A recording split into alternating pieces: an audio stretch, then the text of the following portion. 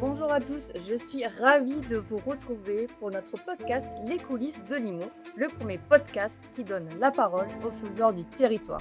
Et pour notre second podcast, eh bien oui, nous allons parler d'immobilier, toujours, mais plus précisément des conseils pour nos futurs clients pour l'achat d'un terrain et d'une maison. On va suivre ensemble le parcours d'un client qui souhaite acheter ou construire une maison, de l'envie jusqu'au chantier, étape par étape, avec tous les professionnels qui les accompagnent. Alors les professionnels, ils sont autour de moi et ils sont nombreux aujourd'hui. Manon Compan du groupe Batifrance, bonjour Bonjour. Manon. Émilie Chereau de la société Dosa Villa, bonjour. Bonjour. Tous les deux sont constructeurs de maisons individuelles. Nous avons Sébastien Cléroux, bonjour Sébastien, Bonjour. courtier de chez Négocial Finance, et Laurent Seguela, responsable commercial de chez Hectare. Bonjour Anne. Alors si on pouvait faire un petit tour de table pour vous présenter. Je m'appelle donc Émilie Chevreau, j'ai 44 ans et je travaille pour la société de Zavilla depuis maintenant presque 8 ans. Et normalement, je connais un petit peu mon métier puisque je travaille dans le domaine de la construction depuis maintenant presque 12 ans. Donc moi c'est Laurent Seguela, je suis le responsable commercial d'Hectare dans l'Hérault. Moi, c'est Sébastien Cléroux, donc je suis courtier chez Négocial Finance depuis maintenant 6 ans et j'accompagne donc les clients dans la recherche de leur financement pour réaliser leur projet de vie. Et moi, c'est Manon. Du coup, je travaille chez Batifrance depuis un petit peu plus de 5 ans et j'accompagne le client du démarrage de son projet de construction jusqu'à sa livraison à la remise des clés. Comprendre le projet de vie et comment souhaite vivre le client. Donc le point de départ, à mon sens, il se situe d'abord sur le projet de vie. Avant de faire construire sa maison, il faut choisir pourquoi on veut faire construire une maison et dans quel secteur. Ça passe par est-ce qu'on souhaite vivre dans un environnement urbain, est-ce qu'on souhaite vivre dans un environnement rural, est-ce qu'on a besoin d'avoir des commodités à proximité, est-ce qu'on a besoin d'avoir des commerces à proximité, des écoles. Et ensuite, une fois qu'on a fait son projet de vie, qu'on a établi son projet de vie, on peut affiner et regarder sur son projet de construction. Donc nous, notre rôle, il se situe surtout dans ce conseil-là et ensuite vient la construction. Mais moi, je rebondis sur ce qu'a dit Laurent. Pour nous, en fait, c'est vraiment la même chose. C'est un rendez-vous aussi découverte qui se fait aussi en parallèle et on pose exactement en fait les mêmes questions. Nous, dans notre rendez-vous découverte, on commence toujours par le terrain et l'environnement. Ensuite, on discute de la maison, des besoins en fait des gens, de leurs envies, et on termine toujours par la question évidemment du budget, parce que évidemment c'est quand même le nerf de la guerre. Mais notre première question, c'est également l'environnement et le terrain pour déterminer avec eux l'endroit où ils veulent habiter et surtout pourquoi. Cette question du pourquoi, en fait, elle revient vraiment à toutes les étapes parce que pour nous, c'est la meilleure façon de comprendre vraiment, en fait, le besoin de nos clients. Dès qu'on a déterminé l'endroit et pourquoi, on va tout de suite rentrer dans le vif du sujet avec, la maison. De quoi vous avez besoin? Heu et en fait, on va vraiment les aider, en fait, à répondre à ces questions-là. Parce que des fois, il y a des gens qui ont énormément réfléchi, en fait, avant de venir nous voir à cette question-là et d'autres qui sont un petit peu, timides, flou, ouais. on va dire, voilà, dans cet entretien-là. Donc on va les aider par des questions avec, Comme un entonnoir en fait. ouais, c'est ça, de combien de Un peu chambres large, vous ok. avez besoin, Ouais. et cetera. On va poser des questions un petit peu plus larges. Comment est-ce que vous imaginez, en fait, votre maison? Vous partiriez sur une maison plutôt de plein pied, une maison à étage? Est-ce que vous voulez une maison type traditionnelle ou plutôt contemporaine? Et puis après, en fait, on va vraiment rentrer dans les détails avec, si vous aviez une pièce, importante, privilégiée, dans votre maison, ce serait quoi? Est-ce que vous aimez, vous prélasser dans votre salon, devant votre télé? Vous faites beaucoup de jeux de société avec les enfants? Est-ce que vous recevez beaucoup? Est-ce que vous cuisinez? Est-ce que vous êtes plutôt, famille, amis, apéro? C'est des questions qui peuvent paraître bêtes, mais dans la conception de la maison, ça va beaucoup nous aider. C'est s'imaginer souvent comment oui, parce que c'est quand on construit, on fait des plans. Mais des fois, on dit quand on a construit sa première maison, souvent on dit qu'il faut deux, Ouais, trois maisons pour être dans exactement. la maison optimale. Mais c'est se dire comment je vis, parce que en fait, quand je rentre, ben, effectivement, mais moi j'aime. Mais là, et sur des plans, des fois, on a du mal. Et c'est que Ouais. c'est votre rôle de dire vraiment de C'est se exactement projeter ça. sur est-ce que j'aime bien avoir ma maison finalement à côté de mon lit, qu'est-ce que je peux regarder Netflix. Bah, très souvent d'ailleurs, c'est la Exactement. C'est vrai que première c'est très question. tendance en ce moment, ça. Ouais, c'est vrai, mais c'est la première question qu'on pose, c'est un peu une espèce de visite, virtuelle, de projection avec vous allez ouvrir votre porte d'entrée, tout de suite, qu'est-ce que vous voyez? Est-ce que vous avez envie d'être directement projeté dans votre espace de vie? Est-ce que vous avez envie d'un hall d'entrée, plutôt cocooning, plutôt fermé? Quand vous êtes dans votre cuisine, est-ce que vous êtes plutôt, îlot central, apéro, manche debout ou est-ce que vous êtes plutôt, grande table de salle à manger pour 8-10 personnes? Et ça va vraiment, nous aider et nous guider, en fait, dans la conception, en fait, des plans de maison. D'accord. Pour résumer, la première étape, c'est comprendre en profondeur dans qui est le client et comment il souhaite vivre. Quelle est votre capacité financière? Comment sécuriser votre financement? Alors Sébastien, vous êtes un peu au cœur de cette étape? Exactement, exactement. Donc mon métier aujourd'hui, c'est de calculer la capacité d'emprunt de mes clients et pour cela, il faut que je puisse les recevoir. On fait un rendez-vous qu'on appelle un rendez-vous découverte, hein, qui ressemble un peu au rendez-vous que vous faites aussi avec les clients. On va leur demander quelques documents relatifs, à leurs revenus et à partir de là, on va leur poser des questions sur leur situation familiale, sur, leur travail, sur leur épargne, sur leur patrimoine. Le but est de bien les connaître et à partir de là, on va pouvoir ensemble aussi définir peut-être une mensualité qu'ils peuvent avoir. En général, il faut combien de temps pour avoir cette enveloppe-là? Parce que c'est quand les délais, on a un peu du mal aujourd'hui à Ouais. savoir. Aujourd'hui, pour définir une capacité d'emprunt, une fois qu'on a, rencontré le client, on peut tout à fait lui donner l'enveloppe à la sortie du rendez-vous D'accord. ou quelques jours après au maximum, 1 ou 2 jours après. Et du coup, vous, ça vous permet donc de travailler avec le client sur un budget qui est réaliste et qui lui permet de réaliser son projet. Quel est l'avantage du coup de passer par un courtier par rapport à sa banque? Alors déjà, le courtier, au départ, il a un rôle de conseil. Donc il n'y a pas de rémunération au début. On est là pour conseiller le client. Ce rôle est gratuit. Par la suite, quand le client souhaite vraiment travailler avec le courtier, à partir de là, on lui fait signer un mandat qui permet de le représenter auprès des banques. Et nous avons une rémunération uniquement à résultat, à obtention du prêt. D'accord. Et du coup, en moyenne, si vous avez un pourcentage, on reste chez notre banque au bout de. Enfin, les gens sont quand même attachés à leur banque. Souvent, quand on leur dit que vous avez passé, il faut changer les comptes, c'est compliqué. On dit on a des paperasses partout, merci la France. Mais de se dire aujourd'hui, si vous changez beaucoup de banque quand vous avez un client, enfin, vous avez un pourcentage ou pas du tout? Exactement. Aujourd'hui, on a quand même un pourcentage important de clients qui vont venir changer de banque. Pourquoi? Puisque chaque banque a des taux qui peuvent être différents. Il y a des banques qui peuvent être plus attractives que d'autres. Le changement de banque aujourd'hui a été facilité. Donc, les banques se chargent automatiquement de récupérer les prélèvements, les versements des clients et les rapatrient automatiquement dans les nouveaux établissements bancaires. Et c'est vrai que nous, on est là pour solliciter aussi bien la banque du client D'accord. que les autres établissements bancaires. On a la chance de travailler avec quasiment toutes les banques. Et donc, on est là pour trouver la meilleure solution. Si la meilleure solution pour le client, c'est de changer d'établissement bancaire, ben, on le fait changer d'établissement bancaire. Il n'y a pas le choix. Donc du coup, le fait que vous ayez un budget, après forcément ça découle sur, la partie terrain bâtir et maison. Donc vous, ça sécurise une fois que le client vient au préalable avec une étude et un budget, c'est quand même beaucoup plus simple pour les orienter.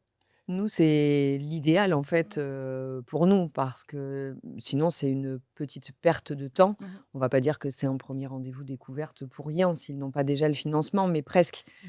Parce que quand les clients viennent nous voir et qu'ils n'ont pas du tout fait d'études financières, en fait, au préalable, il est compliqué pour nous, dès le premier rendez-vous, de commencer à les projeter, en fait, sur, une commune, sur, un lotissement et sur un projet de maison si on ne connaît pas du tout leur capacité, financière. Donc l'idéal, c'est qu'ils soient allés, voir, Sébastien, avant et qu'ils aient pu faire, leur étude financière. Puis du coup, si je peux rebondir aussi à Émilie, Mmh. ce qui est important, pour le fait de sécuriser avant avec un courtier, c'est que quand les clients viennent nous voir, ils oublient un petit peu parfois aussi ou ils n'ont pas connaissance de toutes les taxes qu'il peut y avoir quand on construit, de tous les frais qu'ils vont avoir en plus. On a souvent peur un peu quand on construit: «Oh mon Dieu, je vais devoir payer plein de choses en plus, on va pas me le dire», je sais pas. Donc nous, une fois qu'on a le budget qui est Mmh. donné par le courtier, on sait exactement vers quoi les amener et on va leur lister tous les frais qu'ils vont avoir avec, pour que le budget soit vraiment dans sa globalité, que tout soit compris à l'intérieur et qu'ils aient pas de fausses, de faux frais à la fin à rajouter. On considère les taxes, c'est un montant de combien par rapport à un budget de terrain plus maison? On a une enveloppe à peu près des montants des taxes? Ça dépend, il y a plusieurs taxes. Vous avez une taxe, de raccordement tout à l'égout qui est différente selon les communes et vous avez une taxe d'aménagement, qui est calculée, c'est pareil, c'est en fonction des communes, en fonction de la surface habitable, donc c'est assez difficile de chiffrer. Ça En tout dépend cas, vous vraiment du mettez projet. dans l'enveloppe pour pas qu'il y ait des Oui, surplus parce que oui, c'est qu'il y a bien c'est quand même sûr. très désagréable quand on nous dit à la femme: «On vous avait pas dit, mais il y a 2 000-3 000 € en Exactement, plus». ouais. C'est qu'on sent on a tous un budget très, très serré et après ça a un impact, sur la maison et sur les prestations qu'on peut mettre à l'intérieur. Ah, mais surtout que là, vous parlez de 2 ou 3 000 €, mais le montant des taxes représente, au final, Ça peut être beaucoup plus important. Ouais, ça Selon la beaucoup surface de la maison Ouais. aussi, surtout, parce que la taxe d'aménagement peut être Oui. quand même très, très élevée. mais c'est vrai selon qu'entre la- les frais de notaire et Voilà. l'ensemble des taxes, enfin, sur, voilà, sur certaines communes, dans l'Hérault ou le Gard, ça peut représenter, 18 000, 20 000, 25 000 € en plus, en fait, sur un projet de construction, global. Donc c'est non négligeable. Nous, on a pour habitude aujourd'hui de communiquer frais de notaire et toutes charges et frais annexes inclus sur 10 à 12% du prix du terrain en plus. Sachant que quand même sur la partie neuve, on paye moins de frais Oui. que sur le logement ancien. Donc c'est important de préciser Alors, qu'encore les la construction, Ouais, les frais de notaire sont vraiment basés que sur le terrain, alors que dans l'ancien, ils sont basés sur le bien. Sur la globalité. Hein. Ouais, c'est important de le préciser ça. Ouais. vive neuf, il faut quand même continuer à construire. Exactement. Ah, ça fait une grosse différence finalement hein, sur Oui. un projet total de 300 ou 400 000 € qu'on va acheter une maison à 400 000 ou un terrain qui va être plutôt à 150 ou 200. La différence n'est pas négligeable. hein. Ouais, les clients, souvent, des fois, se font des fausses idées, Mhm. sur le projet de construction en se disant, «Mais, ça va me coûter, beaucoup plus cher que si Mhm. j'achète un bien dans l'ancien ou un appartement». Et au final, non, on est encore, pour l'instant en 2025, en capacité de leur dire que non, ils font encore une bonne affaire, en fait, en Ouais. faisant de la construction. Mais nous, on a l'exemple, on travaille beaucoup, beaucoup en partenariat avec des agences immobilières, des mandataires immobiliers qui finalement nous envoient des clients parce qu'ils n'arrivent pas à trouver Ouais. une maison dans l'ancien. Et ça arrive de plus en plus et énormément. Et au final, quand ils nous les envoient, ben, on a la plupart du temps toujours quelque chose à leur proposer qui va rentrer dans leur enveloppe. Ils vont se dire, bah, ok, super, j'ai une maison neuve, j'ai les garanties pendant 10 ans. Si je peux faire la maison comme je veux, j'ai pas de travaux derrière. Changer une pièce de place, voilà, on peut faire vraiment comme ils veulent. Et au final, c'est vrai que c'est quand même positif pour eux parce qu'on arrive à trouver des biens qu'ils ne trouvent pas dans l'ancien. Et on fait la maison à son goût. Exactement. Maison sur On fait la mesure. maison à son goût, sur mesure. Ouais, moi, je sais pas si c'est pareil pour toi, mais c'est vrai que nous, des fois, quand ils viennent nous voir, tu as l'impression qu'ils viennent nous voir un peu par dépit. Ouais. D'ailleurs, je leur dis en général, allez, il y en a 20% sur la totalité des clients où c'est vraiment un besoin et un choix en fait de faire de la construction et ils ont envie de se lancer là-dedans. Et puis il y en a d'autres, c'est souvent parce qu'en fait ils ont un petit peu, un petit peu fait le tour en fait. Ils veulent pas d'un appartement. Ils ont fait le tour dans l'ancien, ils n'ont pas trouvé parce que très souvent les maisons sont pas au goût de tout le monde et il y a une partie rénovation Mm. qui peut faire un peu peur, les coûts, le délai. Puis au final, ils viennent voir les constructeurs un peu par dépit. Donc bon, c'est dommage, mais on est quand même là. J'ai quand même un peu peur, c'est pour ça que c'est intéressant de pouvoir en parler parce que c'est vrai qu'il faut, on dit un peu plus la téméraire quand on construit une maison, alors que finalement, quand on achète une maison toute faite, on met les valises et on gère moins. C'est qu'il faut un peu plus. Il y a quand même un peu plus de démarches quand on construit une maison, mais c'est vrai que c'est intéressant d'avoir des professionnels qui. Mais c'est vrai qui que aident à toutes les étapes. les constructeurs ont très souvent ces dernières années en fait eu mauvaise réputation. Malheureusement, c'est pas un métier où on parle de nous tout le temps en bien. Ouais, c'est ça. C'est plutôt attention. Alors le premier argument, c'est s'ils mettent la clé sous la porte. Qu'est-ce qui se passe? Et puis on voit beaucoup de reportages à la télé, etc. Ouais. Malheureusement, c'est souvent en fait plus dans le négatif avec des entreprises qui ont déposé le bilan, des artisans qui sont partis avec l'argent des clients sans terminer les maisons, enfin ce genre de choses quoi. Et on parle rarement de la remise des clés avec des clients qui ont réalisé leur rêve parce que c'est vraiment un projet de vie. Il n'y a pas beaucoup, je pense, dans notre vie de beaux projets. Souvent, c'est un mariage, des enfants et puis quand même la réalisation d'une maison, quoi. C'est quand même un gros projet de vie. Et puis très souvent, et le but, c'est d'apporter beaucoup de bonheur. Exactement. Vous faites combien de maisons, vous, par exemple, par an à peu près? Par an, on en fait en moyenne entre 50 et 80. D'accord, donc c'est quand même un beau volume. Année. Nous, on fait partie d'un groupe, donc on a plusieurs agences dans tout le sud, Ok. de Toulouse jusqu'à Salon de Provence. Donc on est plutôt aux alentours des 300, 350 maisons. Et après, voilà, dans l'Hérault et dans le Gard, on va être sur une centaine à peu près. Du coup, on a identifié donc vos besoins et on a compris comment obtenir un financement. Alors, nous pouvons parler de la partie la plus intéressante, c'est comment trouver le bon terrain à bâtir. Donc une fois que le client a identifié son besoin, une fois qu'il a identifié son financement, on peut rentrer à ce moment-là dans le vif du sujet. Donc nous, on a un vrai rôle de conseil là-dessus, de choisir et de proposer au bon client le terrain qui va pouvoir lui correspondre et qui pourra répondre à ses attentes. Donc on l'accompagne sur la localisation, sur son mode de vie, mais on l'accompagne également sur des spécificités techniques que pourrait avoir un terrain. Le b.a.-ba, c'est est-ce que le terrain il est viabilisé? Oui. Aujourd'hui, c'est la base du projet et du choix du terrain. On voit beaucoup aujourd'hui de terrains qui ne sont pas viabilisés. Et Viabiliser, ça veut dire quoi? Enfin, exactement. c'est que le terrain, il est alimenté en eau potable, en Mhm. électricité, en télécom et qu'il a un raccordement aux eaux usées. Donc ça, on s'enlève une grosse épine du pied quand on vient à choisir un terrain qui est déjà viabilisé. En passant par un aménageur Mhm. comme Hectare, Mhm. on est forcément sur un terrain qui est viabilisé. Donc on C'est s'allège de important, cette contrainte-là. bien sûr. Une fois qu'on a vu cet élément-là, ensuite on va venir expliquer au client les spécificités que pourrait avoir son terrain, les règles du PLU, donc du plan local d'urbanisme, le règlement, souvent on a un règlement du lotissement qui vient encadrer le type de construction que l'on peut faire ou ne pas faire. Est-ce qu'on peut faire une maison contemporaine? Est-ce qu'on est plutôt sur une maison traditionnelle?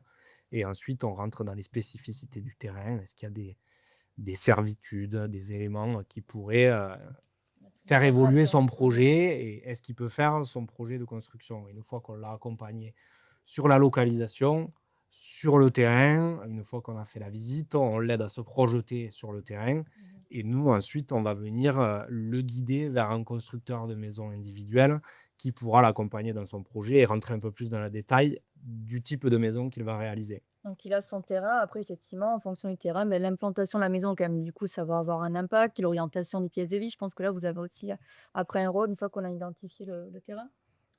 Ouais, c'est complètement ça. C'est, une fois que les clients, en fait, ont leur terrain, et sont sûrs, en fait, de vouloir prendre celui-ci, beh, nous, on a une architecte, en interne et en gros, bah, par rapport à leur cahier des charges, et le premier rendez-vous découverte qu'ils ont fait avec nous, le but, ça va être de dire: «Bon, bah, voilà, l'orientation privilégiée, ça va être celle-là. L'implantation que l'on vous préconise, ça va être celle-là». Parce qu'il y a aussi un cahier des charges, du lotissement, des règlements d'urbanisme avec, le PLU, le plan local d'urbanisme, à suivre et tout ça, en fait, ça va nous guider, dans l'implantation de la maison et l'orientation.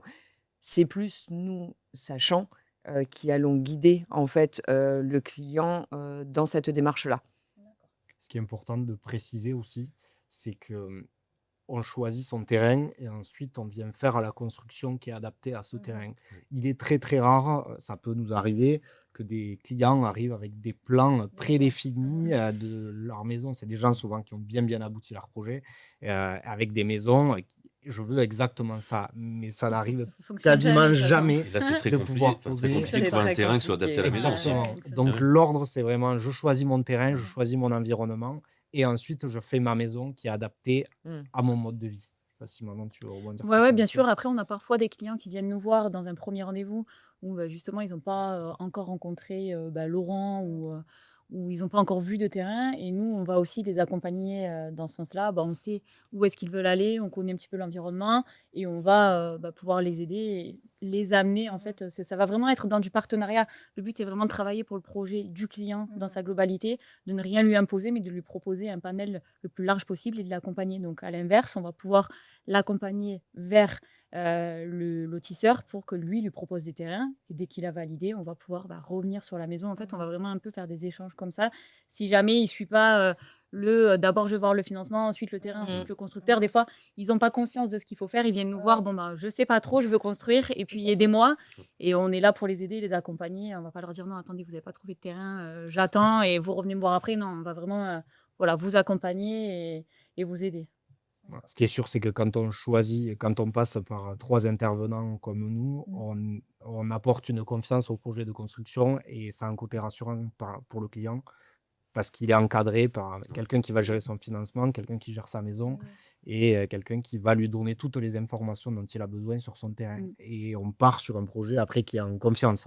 Et c'est très, très important aujourd'hui. Les gens, majoritairement, ils partent sur un projet pour 25 ans. C'est un projet de vie. C'est On un a projet besoin de vie, de ouais. travailler avec des gens de confiance et partir sur un projet de confiance.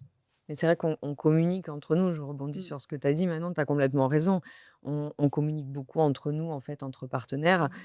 Et quand les clients viennent nous voir et n'ont pas d'idée précise de l'endroit où ils veulent habiter, ils nous disent: «Beh, je ne sais pas trop, je travaille ici, mais la nounou, c'est là et puis l'école, j'aimerais bien que ce soit là». Beh, des fois, on va passer un petit coup de fil à Laurent et on va lui dire: «Alors j'ai une demande C'est ça. un peu particulière. J'ai des clients qui aimeraient peut-être habiter là ou là. Ils ont vu leur financement. Je pense que pour le terrain, ils ont à peu près, tant. Ouais. À ton avis, qu'est-ce que tu pourrais nous proposer?» Et en fait, on fait aussi cette démarche-là et ensuite, nous constructeurs, on peut les envoyer, les basculer aussi dans ces cas-là vers l'aménageur en disant: «Allez les voir et Laurent va vous faire en fait, visiter, quelques terrains jusqu'à ce que vous trouviez en fait, celui qui vous plaît». En fait, c'est ce qui est ça me fait penser aussi, on a des fois, on n'est pas juste un faiseur de devis ou un faiseur Mmh. de maisons. On a des fois, ça arrive, alors c'est pas tout le temps, mais des gens qui nous appellent et qui nous disent: «Bah, voilà, j'aimerais que vous me fassiez un devis pour telle maison». Et je pense que c'est pareil pour toi, c'est pas trop notre façon de travailler. Au final, on est vraiment là pour accompagner le client du début jusqu'à la fin. Faire juste un devis, c'est pas très intéressant. On n'est pas juste, une baguette ou autre, c'est vraiment un projet de vie. On va vraiment on est dans une relation, en fait. C'est vraiment une relation, avec les Ouais. gens pour les accompagner dans leur projet, total et le but, c'est vraiment d'être en confiance, quoi. C'est surtout qu'on est sur du sur-mesure et Bien qu'en sûr. fait, un devis est juste impossible. Quand les Ouais. clients nous disent: «Mais si je veux faire construire une maison, si par exemple je veux 80 m² ou 90 m², ça va me coûter combien?» On n'en a strictement aucune Non, idée Eh parce que oui. d'un terrain à un autre, l'architecture va bien changer, sûr. la nature du sol, n'est pas la même non plus. Et du coup, ça peut complètement faire différer, en fait, le prix. Mmh. Maintenant, dans la construction, on est quasiment à peu près tous sur les mêmes prix. On va construire sur du, on va dire, aller entre, 1 300-1 400 € du mètre carré, mais ça peut aller jusqu'à, 2 000 €, 2 200 € du mètre carré en fonction de l'architecture, de la nature du sol, de plein de choses. Bien sûr. Et en fait, quand on prend ce prix au mètre carré, bah, quand les clients, on leur dit: «Bah, ça vous fait Ça un veut rien écart dire. de Ouais. 20 000, 50 000, 80 000 € par maison», ils nous disent: «Ah oui, et on peut pas avoir plus précis?» Et non, Et non. tant qu'on n'a Eh pas oui. fait d'études précises, on ne peut Exactement. pas vous donner de prix. Donc on est bien d'accord, trouver un terrain, ce n'est pas juste trouver une parcelle, c'est trouver un cadre de vie compatible avec votre projet. Donc je mets à la place d'un client, Mmh. donc j'ai mon terrain, je suis bien, et en fait le plus intéressant, c'est enfin je vais penser à ma maison, au plan, à l'architecture, et c'est là aussi que vous intervenez. Et on en a parlé tout à l'heure, c'est au bout de combien de temps on va dire qu'un client signe chez vous? Je vais parler pour moi parce que on a peut-être des façons de travailler un petit peu différentes, même si la finalité est la même. Honnêtement, ça va vraiment dépendre des clients. Il y a des clients où on va tomber dans le mille, tout de suite, qui vont adorer le plan qu'on leur propose. On a bien compris ce qu'ils voulaient. D'autres qui sont un petit peu plus compliqués, pointilleux. On n'a pas forcément la même façon de vivre, chacun. Mmh. Il y en a qui vont préférer avoir une partie nuit, suite parentale, et l'autre côté, les enfants surtout, je veux pas les entendre. D'autres qui préfèrent être proches parce que je veux entendre mon bébé. On vit tellement différemment. Après, on fait pas, je pense, 20 plans non plus. On arrive quand même à saisir leur désir assez rapidement. Moi, je dirais 1, 2 et peut-être 3 de temps en temps, mais c'est assez rapide quand même, on arrive à saisir facilement et puis on va s'adapter au budget. Après, on peut pas non plus faire Oui. n'importe quoi. On connaît notre travail, on sait ce qu'on doit proposer en fonction du budget et de ce qu'ils nous ont donné. La plupart du temps quand même, derrière, c'est assez rapide. Ils sont assez contents pour se décider rapidement. Oui, je rebondis sur ce qu'a dit Manon. Enfin, c'est exactement, pareil, pareil pour nous. Le 1er rendez-vous, il est super important, parce que, beh, c'est celui qui va nous aider à comprendre les besoins et les envies du client. Ensuite, on fait un second rendez-vous, qui s'appelle un rendez-vous de proposition, où là, en fait, on va leur montrer, la maison, les plans associés, en fait, avec un budget. Et en fait, ce plan-là va nous servir de plan de base, de plan de travail sur lequel on va effectuer quelques petites modifications. Si normalement, on a bien compris, ce que les clients souhaitaient dès le premier rendez-vous, bon, C'est que des petits normalement, détails c'est finalement ça, qu'on c'est des inclut petits dans Il y a des détails, en fait, à catalogues pour modifier. tout ce qui est carrelage, tout ce qui est faïence, tout ce qui est robinetterie, vous avez Ouais, nous, on a des des fournisseurs avec gammes, lesquels on voilà. travaille, donc dans l'Hérault et dans le Gard. Mhm. On n'est pas trop fan des catalogues. On préfère que les gens, voilà, on Se prend déplacent. rendez-vous avec eux, on va avec eux. D'accord. Ils vont choisir leur carrelage, leur faïence, leur porte d'entrée, leur porte intérieure, leur poignée. Il y a vraiment choix dans tout. Je pense qu'on a un peu une vision des constructeurs où, ben, un peu comme la VFA, les appartements où tout est, On n'a pas voilà, le vous choix. n'avez pas le choix, vous Mmh. devez prendre ça, vous avez 2 choix de carrelage et un choix de porte et vous n'avez pas le choix. Non, aujourd'hui, ça c'est quand même, je pense, que ça s'est modifié Ils ont beaucoup de choix sur tout, on va rien leur imposer. Le but étant de faire leur maison qui leur plaît à eux, dans leur budget bien sûr. Voilà, c'est leur maison, c'est pas la nôtre. Donc on les accompagne vraiment pour chercher tout ce qu'ils ont besoin. Alors, la question importante, c'est pourquoi choisir un CCMI? Alors, un CCMI, c'est quoi? C'est un contrat de construction de maison individuelle. Alors, c'est quoi l'importance de prendre ce contrat? Tu veux répondre? C'est un contrat, le CCMI, en fait, c'est un contrat, il faut savoir, qui est régi par la loi et qui a été fait, en fait, pour protéger le client. Un CCMI, tous les constructeurs qui sont en CCMI, en fait, vont avoir les mêmes garanties. Ça va être des garanties des livraisons, garantie prix ferme et définitif, prix aussi une garantie de délai de livraison. Tout ça pour l'expliquer, en fait, il va y avoir 7 ou 8 garanties qui sont comprises dans le CCMI. Hem, il faut comprendre pour pouvoir l'expliquer aux clients qu'en fait, on va leur garantir un prix ferme et définitif qui ne bougera pas. Une fois que les clients, en fait, on va leur établir des plans et on va leur signer un contrat de construction, ça va être un peu comme un contrat de travail, c'est-à-dire que ça, c'est fixe et ça ne bouge pas. Et si ça doit bouger, ça va être à la demande du client et sous forme d'avenant. Ça peut être des avenants en plus-value ou en moins-value. Dès qu'ils vont modifier les plans de la maison s'ils le souhaitent ou dès qu'ils vont modifier certaines prestations, en fait, le CCMI, on va partir d'un prix, de ce prix ferme et définitif, sur lequel, en fait, on va moduler des avenants. Une fois de plus, uniquement à la demande du client. On va s'engager également sur un délai de livraison, c'est-à-dire que dès la signature, en fait, du CCMI, on va dire au client, on s'engage à vous livrer la maison en 11 mois, 12 mois, 13 mois, 14 mois. Et ce délai-là, en fait, on n'y reviendra pas. D'accord. Et du coup, par rapport aux établissements bancaires et Oui. courtiers, c'est quand même plus rassurant quand on prend un contrat CCMI? Exactement, Ouais. ça peut rassurer certains partenaires bancaires, qu'on ait un CCMI, puisqu'après, il y a tout ce qui est assurance, la partie dommage ouvrage qui est Ouais. intégrée dans la partie CCMI, qui peut rassurer certains partenaires bancaires. Exactement. Donc, le CCMI, c'est celui qui vous sécurise juridiquement et financièrement. C'est le contrat le plus protecteur pour la construction. On voit bien qu'il y a déjà eu quelques étapes. C'est le terrain, la maison, les plans, le financement. Donc, il reste à finaliser, à sécuriser et à lancer votre projet. Alors, ce montage administratif, Laurent, est-ce que tu as des choses à nous dire? Alors, dans les démarches, donc on a choisi, on a visité son terrain, on a fait les premiers plans avec de maison, on a validé son financement. L'étape d'après, c'est de concrétiser son terrain. Concrétiser son terrain, ça passe par la signature d'un contrat de réservation sur lequel on va bloquer le terrain. Donc, on est sûr que notre projet pourra se faire sur ce terrain parce qu'il a été bloqué auprès de l'aménageur. Donc, ça passe par la signature d'un compromis où on va vous expliquer toutes les règles à connaître, le cadre du lotissement, le cadre de son terrain, toutes les spécificités. On est vraiment là pour conseiller et rassurer les gens. Une fois que cette étape-là est validée, passe ensuite la signature du CCMI. Si vous voulez un peu expliquer comment. Ouais, complètement. En fait, quand les clients, en fait, signent leur terrain, c'est vrai que c'est là où ils vont avoir aussi, tout un tas d'informations avec les coordonnées, notamment de l'architecte coordinateur, parce que la plupart Par du temps, exemple. sur les lotissements, il faut savoir qu'en plus de l'instruction, en fait, en mairie ou dans les communautés de communes ou à l'agglo, ça passe au préalable, en fait, par un architecte coordinateur qui est là, en fait, pareil, pour sécuriser les constructions, mais d'un point de vue, esthétique et de veiller, en fait, au bon esthétisme des maisons. Donc, que les maisons, par exemple, ne soient pas une rouge, une blanche, une verte. Ouais. Ouais, c'est exactement ça. Ouais, Pour une ça m'embête, ça, quoi. uniformité, en fait, on va dire, du lotissement. Ça peut être aussi notamment sur, les ouvertures, les menuiseries. Il y en a qui vont interdire certains types, de menuiseries, ça peut être, voilà, sur des couleurs ou sur une architecture, en fait, particulière. Ça, nous, on l'a eu, les CCMistes au préalable et quand on conçoit, en fait, nos plans de maison, on le fait par rapport au PLU, plan local d'urbanisme, mais aussi par rapport à ce cahier des charges-là.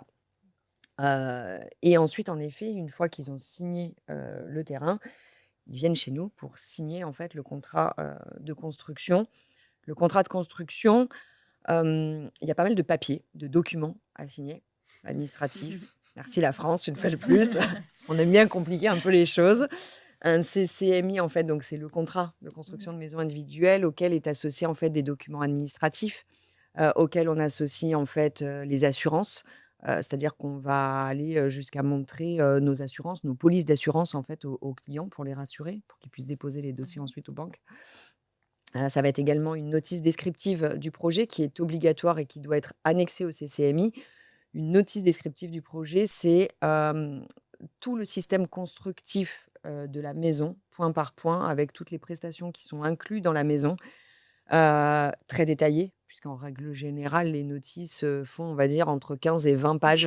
Ouais. Heu, Et on rassure les clients, c'est pas lui qui fait la notice, hein, c'est déjà Absolument pas. Exactement. à lire les fourni. clients, mais C'est fourni par, c'est fourni, par le ça marche. constructeur et l'ensemble, en fait, des documents administratifs, en Mmh. fait, qui doivent être annexés, en fait, à ce contrat. D'accord. Donc Et il après, repart donc, avec un bon petit dossier.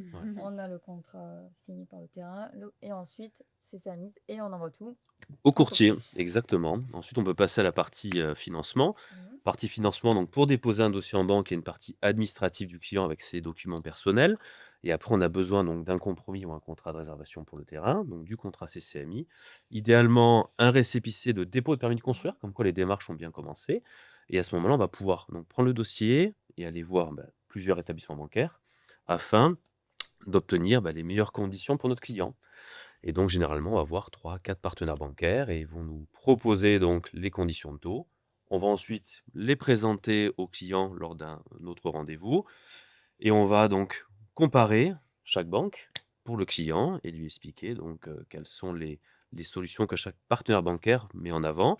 Et donc, le client va choisir un partenaire bancaire et à partir de ce moment-là, nous, on va l'accompagner donc en rendez-vous à la banque, on est présent avec lui pour signer toute la partie administrative et vraiment valider la partie crédit avec lui. Et donc là, son projet peut se concrétiser. Est-ce qu'aujourd'hui, les banques prêtent alors? Les banques prêtent toujours, Ouais. puisque nous, aujourd'hui, on fait toujours pas mal de volume de crédit. On Mhm. fait environ, sur notre cabinet à Montpellier, 500, 600 dossiers de crédit par an. Voilà. Donc les banques, elles prêtent. Après, c'est vrai qu'en fonction des banques, il y a des taux qui peuvent être vraiment différents. Donc il y a des banques qui ont des taux un peu plus attractifs que d'autres. Ces taux-là évoluent tous les mois. Donc aujourd'hui, une banque qui a des taux très attractifs peut être moins attractive dans quelques mois et tout ça peut s'inverser. D'où notre veille commerciale de savoir quels sont les partenaires qui proposent les meilleures conditions en fonction du profil de la personne et en fonction du projet. Donc, à cette étape, donc, tout est aligné, le terrain, la maison, le budget, on peut avancer sereinement. Alors, après du premier coup de pelle à la livraison des clés, qu'est-ce qui se passe? À partir du moment, du coup, où on a eu l'offre de prêt qui a été validée, les clients vont acheter le terrain. Ça va vraiment être le premier déblocage de fonds qui va arriver. Ils vont passer chez le notaire et acheter le terrain. Et ensuite, on va commencer à construire la maison. On nous demande souvent comment ça fonctionne. Est-ce qu'on doit payer des sommes avant de démarrer la maison? Voilà, les clients sont un petit peu perdus. Ce qu'il faut savoir, c'est que chaque appel de fonds sera envoyé après que chaque situation sera faite. Ça veut dire on va faire le premier coup de pelle, on va faire par exemple les fondations et le premier appel de fonds se fera à l'achèvement des fondations. Ensuite, l'élévation des murs, la mise hors d'eau, la mise hors d'air, les équipements et les 5 derniers pourcents à la livraison. Il y a toujours une vérification avec le conducteur de travaux avant la livraison et les 5 derniers pourcents sont débloqués vraiment quand tout est terminé dans la maison. Voilà, les clients ont toujours un peu peur de dire ma maison ne sera pas terminée, qu'est-ce qui va se Lever des passer? réserves, souvent, Voilà, quand on a toujours peur, exactement. c'est lever des réserves. Voilà. Qui sont... Et donc, on a un délai qui est contractuel, comme le disait Miné tout à l'heure. Il y a le délai contractuel et le délai réel. Voilà, souvent, ça peut être un petit peu plus rapide selon la période. Voilà, on sait s'il y a un Covid ou des grosses pluies, c'est un peu différent. Mais en général, quand même, c'est assez rapide selon la surface de la maison. Et puis, les clients sont contents. Quand ça démarre, ça y est, ils voient monter et ils sont soulagés. Et du coup, Sébastien, c'est vous qui suivez les appels de fonds, vous les aidez parce que c'est d'appuyer sur le bouton, c'est pas on a toujours un peu peur Exactement. des sommes, non? Exactement. Nous, on a un rôle vraiment d'accompagnement. D'accord. Donc, au-delà de trouver le crédit, juste pour préciser, pour trouver donc un crédit auprès d'une banque, les banques remettent leurs propositions entre, allez, ça prend 5 à 15 jours à peu près, donc ça reste assez rapide. Après, on rentre dans une partie administrative, mais au moment où les clients ont leur offre de prêt, déjà la première étape, c'est de débloquer les fonds pour l'acquisition du terrain. D'accord. Donc, nous et nos équipes, on est là pour les accompagner, donc pour débloquer une partie du crédit pour faire cette acquisition de terrain. On s'en charge pour nos clients. D'accord? On se charge aussi de calculer précisément l'apport à verser le jour de la signature chez le notaire. Pourquoi on se charge de cela? Puisque généralement, les clients vont venir verser des arts au début, peut-être pour réserver le terrain, pour le constructeur. Et si les clients partent avec, par exemple, 20 000 euros d'apport au début du projet, on va venir déduire tous les arts qui ont été versés et verser uniquement l'apport précis chez le notaire. Donc oui, on accompagne nos clients sur le déblocage des fonds pour l'acquisition du terrain. Et ensuite, on leur explique comment débloquer les fonds pour la partie construction. Très bien. Donc, ce qui est rassurant, c'est quand même que le client, il n'est jamais seul. Exactement. Exactement. Donc, vous n'êtes jamais seul. Le suivi est continu jusqu'à la remise des clés. Alors, si vous aviez un seul conseil quand même à donner à un client qui aujourd'hui souhaite acheter un terrain et construire une maison, ça serait quoi? Moi, déjà, pour commencer, c'est de bien valider au départ son financement, parce que c'est vraiment la clé qui va définir la surface de la maison et la maison qu'il va pouvoir construire et le terrain. Bon, le conseil que je peux donner, c'est de bien réfléchir à son projet avant de se lancer, de réfléchir à son environnement, à vraiment étudier et réfléchir à quel mode de vie on souhaite avant de se lancer dans son projet. Ça va être pareil, pour moi, en fait, au niveau, de la maison. Ça va être de bien réfléchir à son projet, en fait, avant de consulter, le professionnel, tout simplement, pour, éviter, les contradictions. Très Mmh. souvent, on vient faire, un projet de construction, en couple Mmh. et pour éviter aussi la perte de temps et de bien avoir cerné, en fait, ses besoins avant. Qu'est-ce que je veux? De quoi j'ai besoin? Combien de chambres, je veux? Où est-ce que j'ai envie, d'habiter? Et de réfléchir en fait, oui, aux besoins et aux prestations. Ouais, je dirais de bien choisir son constructeur. Non, mais on peut avoir on entend justement, les charlatans des constructeurs, «On nous a caché des frais, j'ai dû payer ça en plus». Il y a quand même des gens qui sont corrects et des constructeurs qui travaillent bien, des chargés de projet comme Émilie et moi qui on est là pour vraiment accompagner le client et on construit en confiance avec les clients, c'est une confiance mutuelle et c'est vraiment important finalement de tout étudier, d'être sûr que, bah, rien n'a été oublié ou rien n'a été caché et de se diriger vers un constructeur de confiance et quand il est recommandé, que ce soit par un courtier ou par un vendeur de terrain, bah, c'est encore plus bénéfique parce qu'on sait que c'est que ça fonctionne et qu'on travaille bien. On sait, c'est une profession un petit peu qui est décriée. C'est vrai que maintenant, on parle souvent de concurrents, nous, on parle de confrères et je pense Ouais, que c'est un peu le cas de toutes les deux. bien sûr. Aujourd'hui, on travaille ensemble et ça nous arrive aussi, nous, de donner peut-être quand on peut pas, d'appeler nos confrères en disant, on va pas les nommer quand même, mais leur dire, ben voilà, on a ce dossier, est-ce que tu veux le prendre? Des fois, on est associés sur des dossiers Ça arrive de agro, souvent. qu'en fait, je pense que c'est une profession qui crée le Avengers de l'immobilier pour nous, pour parler de nous et c'est vrai que c'est important aussi, d'avoir 2 constructeurs et de se dire, que ça fonctionne, Bien sûr. qu'effectivement, on se parle, on échange et que, je te rends l'ascenseur et vice versa et ça fait du bien un petit peu voilà, de voir, des professionnels qui s'entendent et montrer que la réalité de terrain, c'est ça, Bien en sûr. fait et c'est pas toujours, ce qu'on peut voir à la télé ou, donc ça fait plaisir. Il y a du Mais c'est travail vrai pour que tout le monde, c'est hein, ouais, non, après, mais hein. c'est ça et puis c'est vrai que c'est super important quand les clients viennent nous voir, des fois ils nous disent: «Ah bah oui, mais j'ai trouvé moins cher ailleurs. On m'a proposé autre chose». Enfin, je pense que c'est pareil Ouais, bien pour sûr. toi. On leur dit, heu: «Qui vous êtes allés voir?» Mmh. «Ah mais je sais pas si je peux vous le dire». «Dites-moi» et ça va me On permettre en va fait de comprendre jauger pourquoi. et c'est vrai que des fois quand ils vont voir certains de nos confrères, on leur dit: «Très bien». Ouais. Super, impeccable. Franchement, là, vous avez pris aussi un CCMiste, ça, c'est vraiment, ouais, ouais, ils sont vraiment bien, Je ils pense que ça a construisent des évolué maisons aussi. Peut-être qu'il y a peut-être 20 complètement. ans, on le faisait pas. Effectivement, c'était un peu la Ah guerre. oui, complètement. Mais ça évolue, voilà, comme beaucoup de métiers. Mais c'est vrai que des fois, voilà, il y a des clients qui comparent, le CCMiste avec, la maîtrise d'œuvre. C'est 2 métiers qui sont, même si ça s'apparente et qu'on construit des maisons, mais c'est quand même assez différent, et on leur dit souvent: «On ne peut pas comparer un constructeur en Exactement. CCMI et un constructeur en maître d'œuvre». Donc c'est pour ça que c'est important quand on leur demande qui vous êtes allés voir, c'est pas pour dire, «Ah bah, lui, il est pas bien» ou «Lui, il Exactement. est très bien». Ouais. C'est plus on va comparer ce qui est comparable. Exactement. Le pourquoi justement et Ouais. comparer vraiment les mêmes choses parce que, c'est complètement différent mine de rien. Les clients s'en aperçoivent pas parce qu'ils disent: «La personne va me construire la maison, il me propose les mêmes choses». Mais au final, quand on creuse, c'est un maître d'œuvre et un CCMI, ça n'a rien à voir. Mais ce qu'il faut Donc savoir, c'est qu'un voilà. CCMiste, enfin, on est des constructeurs clés en main. Mhm. Ça veut vraiment, tout dire. Ça veut dire qu'on comprend vraiment tout dans la maison. Donc, du coup, en termes de délai, donc, je cherche un terrain, je construis ma maison, j'ai mon financement et je suis enfin chez moi, je pose les valises. Mmh. La durée, alors, on va dire, on va prendre une enveloppe un peu large, mais Ça dépend quand même Ouais, aussi, Ouais. si le terrain est prêt ou pas, si le S'il est lotissement est disponible, terminé, s'il est exactement. disponible et la surface aussi de la maison, parce qu'une maison de plein pied de 80 m² ne se construit beaucoup plus Mhm. rapidement qu'une maison, à étage de 200 Mhm. m². Nous, on donne souvent, si le terrain est prêt bien sûr, Ouais. un laps de temps entre 12 et 15 mois, parce que les délais administratifs peuvent être longs. Mhm. Mais ça peut être raccourci comme ça peut être allongé, c'est assez difficile. Ça va vraiment être sur C'est mesure en minimum fonction 12 du mois, on est projet du d'accord quand client, même oui. pour si un terrain est pris, c'est minimum 12 mois. 12 mois, C'est ce c'est sera le vraiment le minimum. minimum. Et nous, C'est après, vrai pour que la partie ouais. financement, un financement complet, c'est entre 2 à 3 mois, D'accord. généralement. Voilà, pour obtenir le financement, commencer les démarches et avoir, et pouvoir acheter le terrain. On est sur 2 à 3 mois. Ça correspond assez bien au final, en règle générale, ce délai-là, chez les courtiers Ouais. pour l'obtention d'un prêt, ça correspond pour le constructeur, au délai en fait, d'instruction auprès de Du l'urbanisme permis. du permis de construire. Et après, aux conditions suspensives aussi de l'achat du terrain, on est vraiment dans les conditions suspensives. Mmh. Donc 2-3 mois, c'est très réaliste.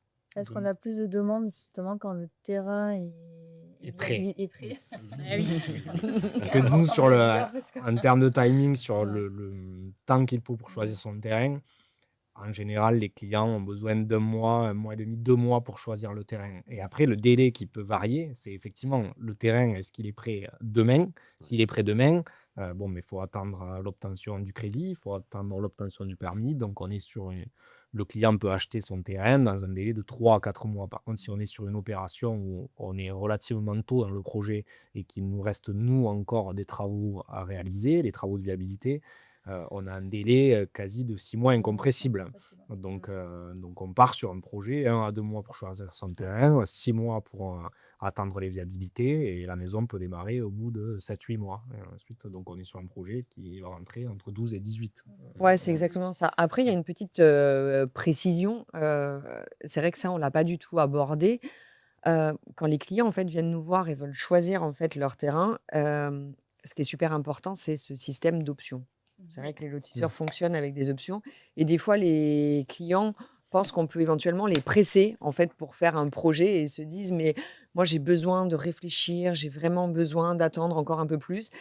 Et souvent, ils se disent, bon, ça, c'est une esbrouffe, en fait, un Ouais. peu de Technique constructeur. commerciale, Et C'est non. ça, en disant, Les courtiers, ça il se me fait, hein. presse pour Ouais. choisir, mais il faut savoir quand même que quand ils sélectionnent un terrain, avant, en fait, d'acquérir ce terrain-là, il y a quand même un système d'options. Alors ça, c'est non contractuel et non payant. Non, c'est totalement gratuit, mais on comprend, nous, en tant qu'aménageurs, qu'on ne choisit pas son projet de maison en 2 jours. Donc, on a un système d'options où, effectivement, le client, il peut bloquer son terrain pour une dizaine de jours, le temps d'étudier la faisabilité de son projet, Partie de financement, financement et de maison. Mm. Donc, effectivement, ça nous arrive des fois, les clients se sentent pressés, mais parce que ce terrain-là, peut-être, est diffusé un peu partout et peut-être vendu Et à c'est ça, quelqu'un d'autre. et c'est Donc, ça. Des fois, il y a des systèmes, quand on fait un système d'options, ben, il y a une option 1 posée par monsieur et madame Dupont, et puis l'option 2 va être posée par monsieur et madame Durand. Et à un moment donné, ben, monsieur et madame Dupont de l'option 1, on va leur dire, ben, là, il va falloir prendre votre décision. Oui, oui. Est-ce que vous souhaitez réserver ce terrain-là ou pas? Parce que derrière, en fait, il y a quelqu'un d'autre. Et puis, c'est pas comme si le terrain devenait de plus en plus rare. Donc, effectivement, aujourd'hui, quand même, construire une maison, c'est quand même important de le faire maintenant parce qu'on sait que avec les nouvelles lois Ouais. qui vont sortir, aujourd'hui, ça va être quand même un luxe. Et c'est que construire aujourd'hui, pour l'avenir, c'est quand même Mm. c'est important. Voilà, c'est Il y a de important. moins en moins de terrains à bâtir. On a des secteurs qui sont vraiment en tension. Si Ouais. on prend aujourd'hui la première couronne de Montpellier, effectivement, il faut arriver à se positionner sur un délai de 10 jours parce que le terrain est très demandé. Donc, Voilà, il y a une pour vraie le moment, tension hein. sur le terrain à bâtir. Ce qu'il faut il faut arriver à se positionner. Et donc, ce système d'options est plutôt bien fait Oui. parce qu'il permet d'avoir 10 jours sereinement où on peut avancer sur son terrain, faire ses projets. C'est un engagement qui est mutuel, mais qui n'est pas contractuel. Donc, les clients n'ont pas à verser d'acompte. C'est purement pour les laisser mûrir le projet. Donc, ce délai-là, il est super, super important. Il faut effectivement 10 jours, ça peut sembler court, mais ça peut sembler long aussi pour les gens qui attendent Ouais, c'est derrière. exactement ça. Mais il faut arriver à tout condenser dans ces 10 jours pour avancer sereinement sur son projet. Puis il faut savoir aussi qu'une fois de plus, ce sont des contrats, les réservations de terrain, les CCMI qui sont bordés en fait de clauses suspensives. Oui. Le client en fait ne prend pas de risque en Alors, une clause signant. suspensive, juste pour préciser peut-être à nos clients, qu'est-ce que c'est? Les clauses suspensives, vous avez la plupart du temps l'obtention du permis de construire. Oui. C'est-à-dire que s'il n'y a pas L'obtention ces du prêt. conditions qui sont remplies, le sera contrat nul. ne va pas. Le Qui client permet peut se d'annuler, rétracter, en Voilà, fait. Bah, c'est ça. Si le client n'a pas son permis de construire et si le client n'a pas son prêt, évidemment, on ne va pas lui mettre le J'ai- couteau sous la personne va le gorge. contraire. Généralement, on met Ouais. des, on met des clauses de conditions suspensives donc pour l'acquisition, pour l'obtention du prêt. Voilà. Et donc, c'est vrai que si le client n'a pas son crédit avec 2 refus de banque, bah, il a la possibilité de se rétracter. Donc, le client ne sera pas contraint d'aller acheter son terrain. Non, il ne sera pas obligé. En plus, il va récupérer ce qu'il a séquestré en termes d'argent. Donc, il y a assez peu de risques. Voilà. D'où l'importance de bien valider le dossier en amont Ouais. avec le courtier pour avancer sereinement. En fait. on voit quand même qu'il y a un délai donc, qui est entre 12 et 24 mois. Mais quand on achète un appartement sur plan, on est à peu Mm. près sur les mêmes Mm. délais. Donc finalement, le délai n'est pas plus long, même voire, je pense, des fois plus court. Oui. Donc c'est quand même intéressant de Et construire. puis parfois, on cherche une maison et on met 6, 7, 8, 9 mois, 10 mois, on l'a pas trouvée. Oui. Parce que les gens ont peur du délai, hein, mais j'ai pas envie d'attendre 12 mois. Mais au final, après Ouais, c'est vrai. 20 ou 30 visites, j'ai pas trouvé la maison Ouais. qui me plaît. Il y a toujours des travaux à faire, il y a toujours Mm. quelque chose qui va pas. Et au final, vous vous retrouvez 12 mois après et puis on aurait pu construire la maison sans problème. Ça arrive très très souvent. Ouais, bien sûr. On voit que quand même construire une maison, c'est un projet qui est passionnant. Moi, je suis en rénovation, là, malheureusement, et je pourrais presque signer avec vous. Donc, j'ai les ABF avec moi. Donc Ah, en c'est plus. super. Mais c'est quand même génial, moi je me dis, de Génial, ouais. pouvoir faire du sur-mesure Ouais. et de se dire, enfin, pour nous professionnels, c'est un vrai bonheur d'accompagner nos clients dans ce projet-là. Et pour les clients, quand vous dites que c'est passionnant, mais c'est exactement ça, quoi. C'est ça. On est là et on crée nos espaces de vie. On crée tout, en fait, dans la maison et on fait vraiment du sur-mesure. C'est juste génial. Il y a peut-être un point qu'on n'a pas évoqué sur la partie financement, c'est que les primo-accédants, quand ils font construire des maisons, ils achètent un terrain, ils font construire. Dans la plupart du temps, ils ont le droit au prêt à taux zéro aussi. D'accord, primo-accident, c'est-à-dire qu'on n'a pas été propriétaire. Propriétaire depuis plus de 2 ans de sa résidence principale. Mhm. Donc le prêt à taux zéro, on y a accès. Alors il y a plusieurs critères, hein, bien sûr. Il y a un revenu fiscal de référence sur l'année N-2. Il y a le nombre de futurs occupants du bien. Il y a aussi la zone du terrain, puisque aujourd'hui les terrains sont zonés. Il y a des zones A, B1, B2 et C, en fonction des communes où sont les terrains. Et donc, avec tous ces critères et le fait que les personnes n'aient pas été propriétaires de la résidence principale depuis plus de 2 ans, bah, ils ont accès au prêt à taux zéro. Le prêt à taux zéro, il peut aller des fois jusqu'à 100 000 euros. Donc, ce qui peut être intéressant et ce qui peut aider à l'obtention du prêt. Donc, quand les clients ont un taux à 3,10, 3,20 avec un prêt à taux zéro important, bah, on a un taux moyen du projet qui est beaucoup plus bas. Et donc, ils payent moins d'intérêt et ils ont une mensualité qui est beaucoup plus basse. Ce qui est important de préciser, c'est que ce prêt à taux zéro, il a disparu pendant le laps de temps. Ouais, Et aujourd'hui, nos clients sont de nouveau éligibles à avoir un prêt à taux zéro. Exactement. Et ça change la donne pour des primo-accédants qui peuvent avoir un prêt à taux zéro, qui peuvent avoir d'autres. Alors, ils peuvent avoir avantages. aussi d'autres prêts, hein. Il y a d'autres prêts externes qu'on peut rajouter dans le cadre du financement. Ça, c'est en fonction du rendez-vous découverte que l'on a avec les clients. On va essayer de déterminer tout ce que l'on peut rajouter pour leur faire baisser le coût moyen du crédit. D'accord. Notamment les prêts, par exemple, l'action Action logement. logement. Sur le ce genre logement, de choses-là. exactement. Il faut D'accord, que ok. si les personnes sont salariées, que les sociétés cotisent, ils ont le droit à Action Logement. Et nous, on s'occupe de monter les dossiers Action Logement pour les clients. D'accord. Action logement, c'est 30 000 euros. Alors, ça évolue en permanence. Pour l'instant, c'est 30 000 euros sur 25 ans à un taux d'1%. Donc, si on rajoute ça, plus le prêt à taux zéro, Ouais. bah, on arrive à un taux moyen qui est Lycée, extrêmement bas. qui est quand même Exactement. en dessous des 2,5. Largement, voilà. Puis c'est ce qui Donc, rend la différence de tarif aussi intéressante Oui. quand on cherche un bien dans l'ancien. Ouais. On n'a pas ce prêt à taux zéro, on paye les frais de notaire plus cher, on n'a pas les prêts externes. Ouais, c'est vrai. Au final, quand on est primo-accédant et qu'on veut construire sa maison, bah, on se dit, ah là, la différence, on la sent quand même. Ouais. Mais c'est vrai que c'est pour ça qu'on en revient à ce qu'on disait au début. Je pense que la première étape, en fait, pour les clients, c'est d'aller voir le courtier. En fait, il faut d'abord, en fait, passer par là pour pouvoir évaluer sa capacité financière et ensuite faire la démarche de se dire, bon, bah, tiens, parce que souvent, ils ont fait une étude oui. financière dans le neuf et dans l'ancien Ouais. et de se dire, qu'est-ce que je gagne, qu'est-ce que je perds, où est-ce que je vais. On est bien. C'est vrai qu'il y a trop. Quand on voit les ventes en plus dans l'ancien, c'est impressionnant. Je crois que j'ai eu des chiffres dernièrement. C'était 900 000 ventes dans l'ancien contre 50 000 dans le neuf. Donc, dire, il y a de quoi- Il y a de la place. Il y a de la place. Oui, hein. oui, il y a une Faut y grosse aller. différence, Faut y aller. ouais. Donc, les jeunes peuvent acheter. On peut les rassurer sur le fait Bien de dire aujourd'hui, les primo-accédants, ils ont encore une place. Il n'y a aucun problème. Les blocs aujourd'hui ne ferment pas les vannes, hein, qu'on soit jeune ou Mm. qu'on soit plus âgé. Donc ça ne pose aucun problème.